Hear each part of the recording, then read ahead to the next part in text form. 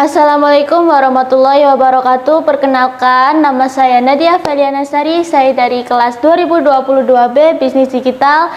Di sini NIM saya yaitu 22081494103. Jadi pada video kali ini saya akan menjelaskan tentang sejarah serta keunggulan bahasa Indonesia dalam sudut pandang generasi kami, yaitu generasi Z. Pertama-tama di sini saya akan menjelaskan tentang kejadian atau peristiwa peresmiannya bahasa Indonesia, yaitu terjadi pada tanggal 28 Oktober tahun 1928 yang bertepatan pada saat hari itu terjadi peristiwa Sumpah Pemuda, di mana semua para pemuda dan pemudi yang ada di Indonesia serta rakyat Indonesia telah menyepakati bahwa bahasa persatuan bangsa Indonesia adalah bahasa Indonesia. Di sini kita mengetahui bahwa negara Indonesia adalah negara kepulauan yang terdiri dari 17.000 pulau, di mana pulau-pulau tersebut terletak sangat berbeda-beda dan memiliki budaya sendiri-sendiri. Sehingga para pemuda dan pemudi Indonesia pada saat itu, pada kejadian Sumpah Pemuda, mereka menyadari bahwa bangsa Indonesia memerlukan bahasa kesatuan, yaitu bahasa Indonesia. Tidak hanya sampai sana, kita mengetahui bahwa dari bahasa Indonesia ini, semua para pemuda-pemudi Jong Java, Jong Celebes, dan Jong Sumatera dan Bon, serta banyak pemuda-pemudi dari pulau lainnya menggunakan bahasa Indonesia untuk bisa saling berkomunikasi dan berdiskusi untuk memerdekakan negara kita, yaitu negara Indonesia. Namun, semua perjuangan tersebut tidak berhenti sampai sana.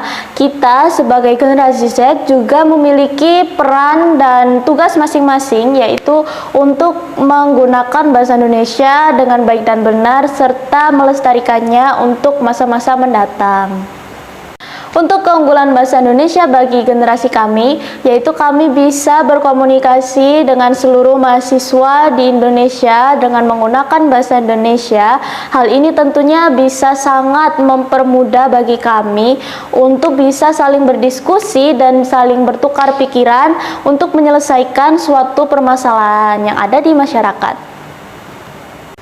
Di sini kita semua mengetahui bahwa aspek ekonomi adalah aspek yang sangat berpengaruh besar bagi kegiatan sehari-hari penduduk Indonesia. Mengapa demikian? Karena tentunya segala perputaran uang, segala kegiatan perusahaan, serta segala kegiatan bertransaksi dalam pasar, semua menggunakan bahasa Indonesia untuk bisa dipahami satu sama lain antara pihak satu dengan pihak kedua. Dan hal tersebut merupakan salah satu faktor yang sangat kuat untuk bisa menggunakan bahasa Indonesia agar suatu informasi bisa disampaikan secara jelas dan tidak terjadi suatu kesalahpahaman. Nah, sekarang untuk beralih ke topik selanjutnya, saya akan menjelaskan tentang prospek bahasa Indonesia di masa depan yang berkaitan dengan kegiatan bisnis secara digital. Namun sayangnya sampai saat ini semua sumber materi yang sangat bermanfaat masih menggunakan bahasa internasional kita, yaitu bahasa Inggris.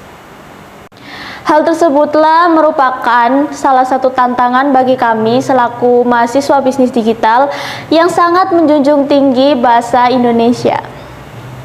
Tidak berhenti sampai sana, tentunya semua masalah yang kita hadapi pastinya memiliki jalan keluar. Kita semua mengetahui bahwa semua kegiatan internasional merupakan kegiatan yang sangat menarik bagi kami, tentunya para mahasiswa bisnis digital. Tetapi hal ini tentunya perlu diimbangi dengan adanya menjunjung tinggi bahasa Indonesia sebagai bahasa kesatuan bangsa Indonesia. Sampai saat ini kita sebagai mahasiswa menyadari bahwa penggunaan bahasa Indonesia yang berkaitan dengan bisnis digital merupakan hal yang sangat penting untuk penyampaian suatu pendapat atau solusi dalam suatu permasalahan.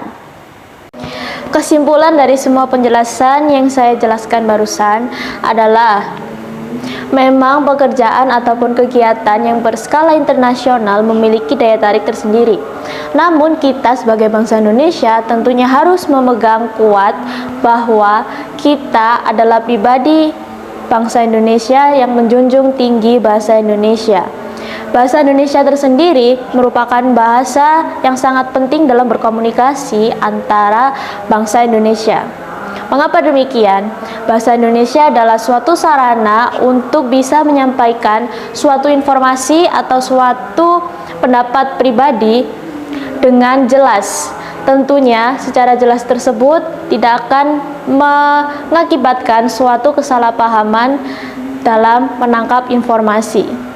Cukup sekian dari saya, kurang lebihnya saya mohon maaf, dan saya mengingatkan kembali bahwa semua penjelasan yang saya jabarkan barusan adalah pendapat pribadi saya. Cukup sekian, kurang lebihnya saya mohon maaf.